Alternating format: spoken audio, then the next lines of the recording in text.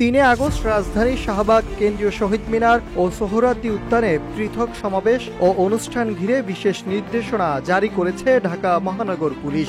নগরবাসীকে ওইসব এলাকায় যান চলাচল যথাসম্ভব এড়িয়ে চলার অনুরোধ জানিয়েছে ডিএমপি।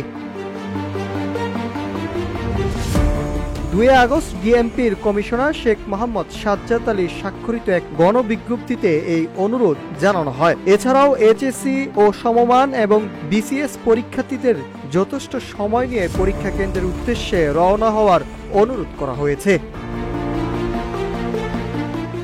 গণবিজ্ঞপ্তিতে বলা হয়েছে 3 আগস্ট রোববার দুপুর 12টা থেকে সন্ধ্যা 6টা পর্যন্ত শাহবাগ মোড়ে জুলাই আগস্ট গণ অভ্যুত্থান শোক ও বিজয়ের প্রথম বর্ষপূর্তি উপলক্ষে বাংলাদেশ জাতীয়তাবাদী ছাত্রদলের উদ্যোগে ছাত্র সমাবেশ অনুষ্ঠিত হবে। জাতীয় নাগরিক পার্টির উদ্যোগে বেলা 3টা থেকে সন্ধ্যা 6টা পর্যন্ত জুলাই ঘোষণাপত্র ও সনদের দাবিতে কেন্দ্রীয় শহীদ মিনারে জনসমাবেশ হবে। এর সাথে সাইমুম শিল্পী গোষ্ঠীর আয়োজনে 1 থেকে 4 আগস্ট প্রতিদিন সোহরাওয়ার্দী উদ্যানে সকাল 10টা থেকে রাত 10টা পর্যন্ত 36শে জুলাই কালচারাল ফেস্ট জুলাই জাগরণ অনুষ্ঠান চলছে।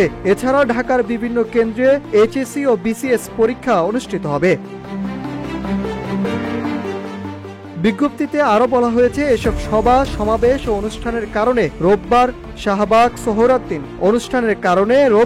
শাহবাগ, সোহরাওয়ার্দী উদ্যান এবং কেন্দ্রীয় শহীদ মিনার এলাকায় ব্যাপক জনসমাগম ঘটবে, যার কারণে শাহবাগ ক্রসিং দিয়ে যান চলাচল সম্ভব হবে না। এমন্ত অবস্থায় নগরবাসীকে এসব এলাকা এড়িয়ে বিকল্প পথে চলাচল করার জন্য বিশেষভাবে অনুরোধ করা হলো।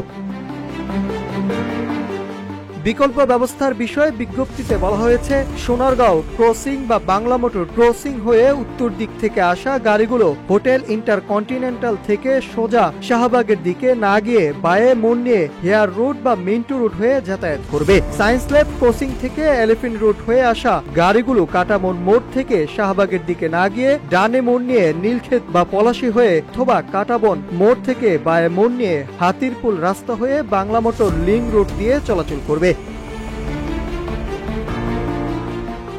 এছাড়াও হাইকোর্ট কদম ফোয়ারা ক্রসিং হয়ে আসা গাড়িগুলো মৎস্য ভবন থেকে শাহবাগের দিকে না গিয়ে সোজা হেয়ার রোড বা শহীদ ক্যাপ্টেন মনসুর আলী সরণি রোড দিয়ে চলাচল করবে। অপরদিকে কাকরাইল মসজিদ ক্রসিং হয়ে উত্তর দিকে আসা গাড়িগুলো মৎস্য ভবন ক্রসিং থেকে শাহবাগের দিকে না গিয়ে সোজা হাইকোর্ট হয়ে গুলিস্তান বা ঢাকা বিশ্ববিদ্যালয়ের দিকে চলাচল করবে। Nahid Hasan, news desk, Ittefaq.